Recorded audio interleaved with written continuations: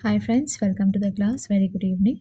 अभी के इस क्लास में हम जानेंगे कि मॉनेटरी पॉलिसी क्या होता है, फिस्कल पॉलिसी क्या होता है। बेसिकली ये आपका पेपर 2 का टॉपिक है। पेपर 2 में आप देखोगे यूनिट नंबर 1 से है ये, ठीक है, जहाँ पे इसी टॉपिक से आपका पीवाईक्यू भी रह चुका है कि मॉनेटरी पॉलिसी क्या होता है एंड फिस्कल पॉलिसी क्या होता है। इस पे आपको स्टेटमेंट वाइज में क्वेश्चन आया था। किसमें पूछा था? स्टेटमेंट में आपको असर्शन रीजन में क्वेश्चन पूछ लिया गया था। तो चलो मैं आपको इन शॉर्ट में बताती हूँ मॉनेटरी पॉलिसी क्या होता है एंड फिस्कल पॉलिसी क्या होता है। मॉनेटरी पॉलिसी मतलब क्या है? ये मनी की बातें कर रहा है एंड मनी का सारा रिस्पॉन्सिबिलिटी किसके हाथ में होता है? आरबीआई। और आरबी क्या है? आरबीआई क्या है? एक सेंट्रल बैंक है। तो मॉनेटरी पॉलिसी जो कि मनी से रिलेटेड है, ये इम्प्लीमेंट किया गया है सेंट्रल बैंक के द्वारा, जो कि आरबीआई है in India and federal reserve है यूएस में। Federal reserve bank in US, ठीक है, यूएस का फेडरल रिजर्व देखता है, इंडिया का आरबीआई। तो मॉनेटरी पॉलिसी जो हुआ, जो मनी से कनेक्टेड है बेसिकली, तो जब हम मनी की बातें करेंगे तो ये आपका आरबीआई से कनेक्टेड होगा एंड ये आपका इसलिए लाया गया है टू कंट्रोल मनी का सप्लाई एंड इंटरेस्ट रेट को कंट्रोल करने के लिए इकोनॉमी में। अब मॉनेटरी पॉलिसी का मेन ऑब्जेक्टिव ये है कि ये कंट्रोल करता है इन्फ्लेशन को। इन्फ्लेशन मतलब महंगाई को कंट्रोल करता है। अगर आप देखोगे कि अगर हम देख रहे हैं कि इंटरेस्ट रेट जब ज़्यादा रहता है तो हम लोन लेना अवॉइड करते हैं। क्यों? क्योंकि हमको पता है कि हमें ultimately high amount of interest पे करना है। मतलब हम जितना लेंगे नहीं, जितना हम टेक नहीं करेंगे, लेंगे नहीं, उतना हमें देना पड़ जाएगा। तो हम ये सोच करके लोन लेना अवॉइड करते हैं, ठीक है। यही होता है इंटरेस्ट रेट। इन्फ्लेशन कंट्रोल रहता है, स्टेबलाइज रहता है करेंसी। हम प्रमोट करते हैं एम्प्लॉयमेंट को और इनकरेज करते हैं इकोनॉमिक ग्रोथ को। Expansionary monetary policy, money supply and lower करना इंटरेस्ट रेट। एम है कि हम economic activity during a recession, ठीक है। ये आप नहीं भी पढ़ोगे तो चलेगा। कॉन्ट्रैक्शन ऑफ मॉनेटरी पॉलिसी, ये बेसिकली आपको रिड्यूस करता है मनी सप्लाई एंड रेज करता है इंटरेस्ट रेट। एम है कि इन्फ्लेशन जो है, इसको जब इन्फ्लेशन वाला सिचुएशन में हम सेव करके रख सके सब कुछ, ठीक है। इंस्ट्रूमेंट, अब मॉनेटरी पॉलिसी का क्या इंस्ट्रूमेंट है? रेपो रेट, जिसके बारे में हम ऑलरेडी पढ़ चुके हैं, जिस रेट पे सेंट्रल बैंक मनी देती है। Money central bank that is money देती है, आरबीआई मनी देती है किसको? आपका कमर्शियल बैंक को। और रिवर्स रेपो रेट, जिसमें सेंट्रल बैंक मनी लेती है कमर्शियल बैंक से। कैश रिजर्व रेशियो, हमें इतना परसेंटेज बैंक को डिपॉजिट करके रखना है सेंट्रल बैंक के साथ इन फॉर्म ऑफ कैश, ठीक है। And statutory liquidity ratio that is SLR, जो आपको अपना बैंक के साथ मेंटेन करके रखना है, लिक्विड फंड उतना मेंटेन करके रखना है। OMO that is open market operation, buying and selling of government security in open market.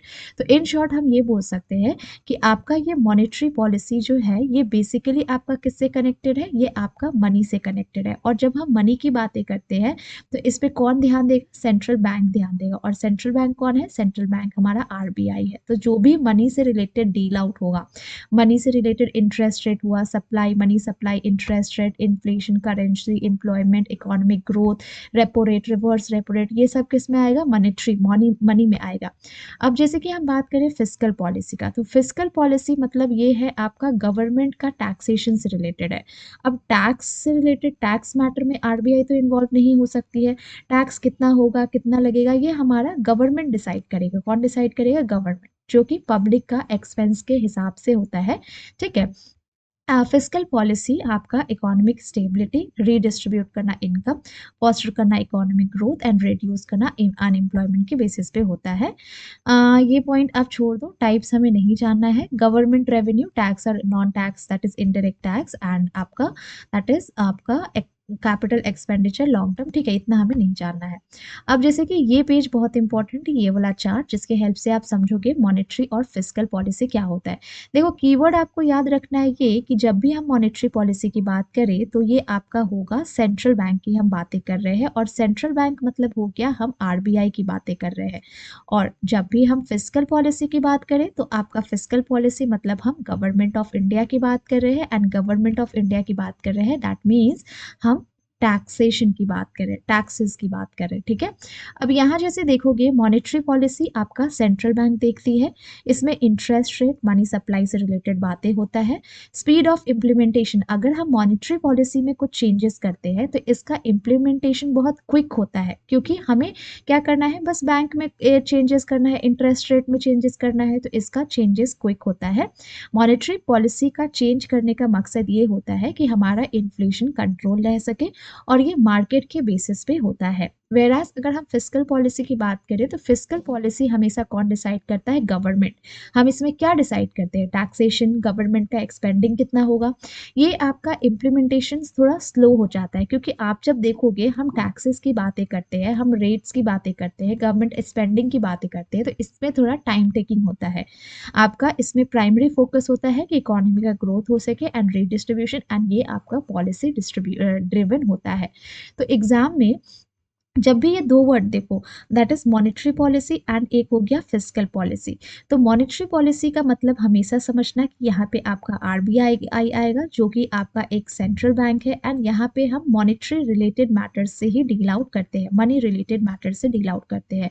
Fiscal policy में हमें ये याद रखना है हमेशा कि फिस्कल पॉलिसी मतलब ये हुआ कि इसमें गवर्नमेंट ऑफ इंडिया आएगा, जो कि हमेशा टैक्सेशन रिलेटेड मैटर से डील आउट करता है, एंड ये आपका टैक्स हो गया, ये सब मैटर में हमेशा इन्वॉल्व रहता है। तो ये था हमारा short notes monetary policy and fiscal policy का, जो कि बेसिकली आपका यूनिट 1 और पेपर 2 से कनेक्टेड है। आई होप आपको मॉनेटरी पॉलिसी एंड आपका फिस्कल पॉलिसी क्लियर होगा। कहीं कुछ डाउट होने से कॉमेंट करना। Thank you so much.